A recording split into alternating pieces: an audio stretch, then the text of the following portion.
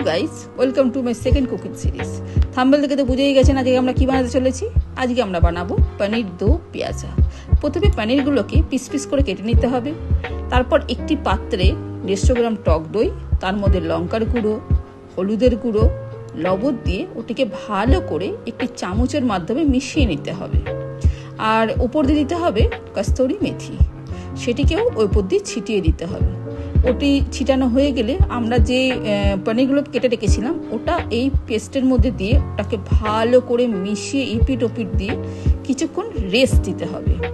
তারপর চলে আসি আমরা পনিরটাকে ভাজতে। পনিরটাকে আমরা তেলের মধ্যে দিয়ে হালকা করে ভেজে নিতে হবে।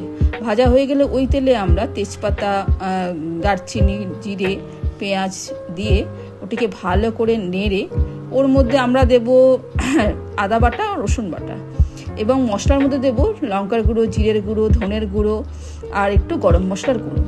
ওটা দিয়ে মশলাটাকে ভালো করে কষিয়ে একটু জল দিয়ে ওটাকে আরও কষতে দিতে হবে যতক্ষণ না মশলা থেকে তেল ছাড়ে।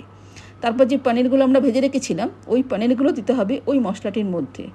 ব্যাস, মশলাটার মধ্যে পনিরগুলোকে দিয়ে একটু নাড়াচাড়া করে ওপর দিয়ে গোটা গোটা করে কেটে পেঁয়াজ দিয়ে দেবো। রেডি হয়ে গেল আমাদের পনির দো পেঁয়াজা।